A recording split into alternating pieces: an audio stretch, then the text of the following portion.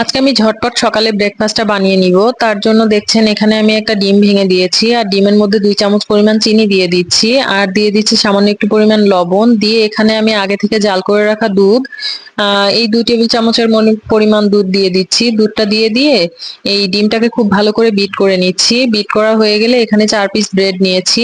এবার ব্রেডটাকে এই যে নিউটেলা দেখছেন, নিউটেলা মাখিয়ে নিব ব্রেডের গায়ে। আমি অল্প করেই দিয়ে নিচ্ছি। আমার যেহেতু আমি নিজে খাবো, খুব বেশি নিউটেলা দিলে আমার ভালো লাগে না। আর এই তো দেখছেন নিউটেলা দিয়ে দিচ্ছি, দিয়ে এটাকে খুব ভালো করে সিল করে দিলাম। আবারও একটু নিউটেলা দিয়ে দিলাম, দিয়ে এটাকে সিল করে দিলাম।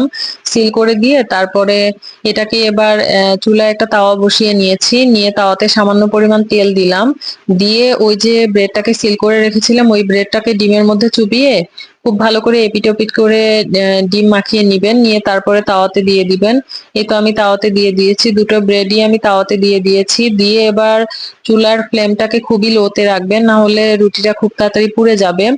আর দেখছেন চুলার ফ্লেমটা লোতে রেখে আমি ব্রেড গুলোকে উল্টিয়ে পাল্টিয়ে ভেজে নিচ্ছি। একটু সময় নিয়ে ভেজে নিলে ব্রেড গুলা খেতে মুচমুচে হয় আর এটা সকালে খুব ইজিলি তৈরি করে নেওয়া যায়।